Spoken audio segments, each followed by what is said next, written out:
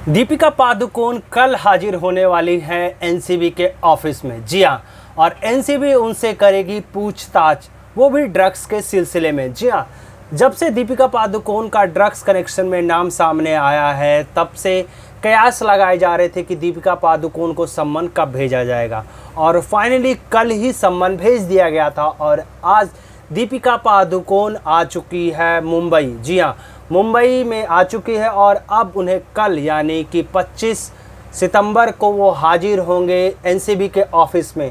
तो ऐसे में सवाल उठता है कि दीपिका पादुकोण से एनसीबी कितने सवाल पूछेगी। जी हाँ, कुछ सवालों की लिस्ट हमने भी तैयार किया है, उनमें से सवाल कई सारे हैं, जवाब सारे के सारे दीपिका पादुकोण देंगे। कहीं ना कहीं एनसीबी की जो जांच टीम है, सवालों की लिस्ट लंबी होने वाली है। जिस तरीके से खास करके दीपिका पादुकोण की मैनेजर करिश्मा प्रकाश भी इस ड्रग्स चैट में शामिल है। कहीं ना कहीं ड्रग्स चैट जो सामने आया था उसमें दीपिका पादुकोण और उनके मैनेजर करिश्मा प्रकाश का ही नाम सामने आया है।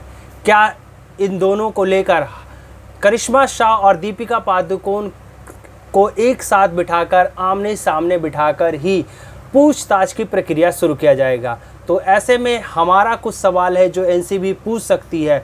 ऐसे टॉप 10 सवाल हैं, ये हमने बनाने की कोशिश की है जो कि एनसीबी पूछ सकती है।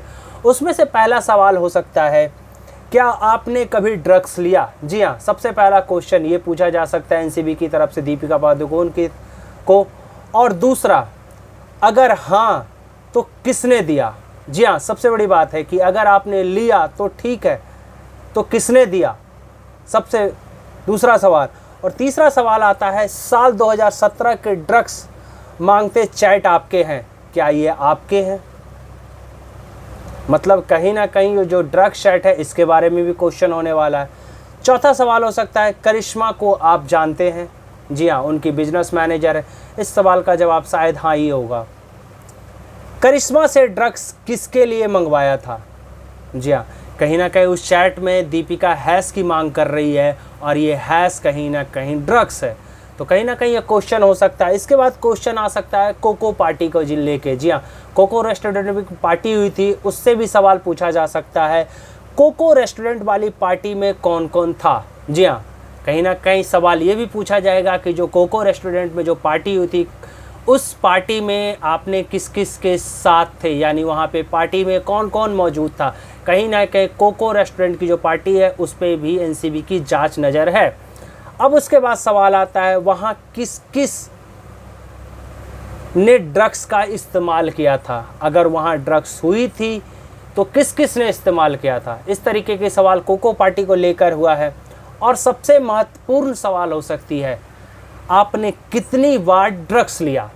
जी हाँ, सबसे महत्वपूर्ण सवाल है कि आपने कितनी बार ड्रग्स लिया। क्या आपने करिश्मा प्रकाश को ड्रग्स लेते देखा है? आपने साथ में ड्रग्स लिया है? कई सारे सवाल हैं। जी हाँ, सवालों की लिस्ट लंबी होने वाली है। ये हमने कुछ टॉप 10 सवाल उठाए हैं जो एनसीबी पूछ सकती है, लेकिन सवालों की लिस्ट काफ़ी लंबी होने वाली है।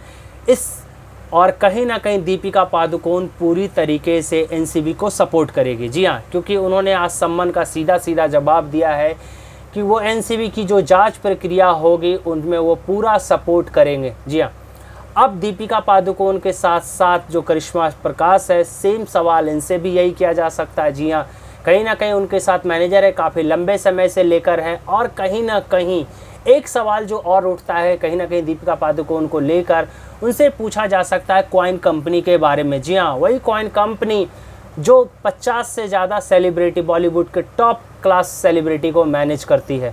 तो कहीं ना कहीं कॉइन कंपनी को लेकर भी एनसीबी दीपिका पादुकोण से सवाल पूछ सकती है। तो ऐसे में कल ही पता चल पाएगा दीपिका पादुकोण से कितने सवाल पूछे गए। ये काफ़ी ज़्यादा महत्वपूर्ण है और इन सवालों का जवाब दीपिका पादुकोण को किसी भी हालत में एनसीबी को सही बताना पड़ेगा, क्योंकि जिस तरीके से दीपिका पादुकोण की इमेज पूरी इंडस्ट्री में ख़राब हुई है, बॉलीवुड के फैंस की नज़रों में ख़राब हुई है, तो दीपिका पादुकोण को ये सोचना होगा कि वो अपनी छवि ख़राब करना है या फिर वो साफ़ सुथरी करना है। इसका जवाब तो आखिर एनसीबी की जांच के बाद ही पता चल पाएगा।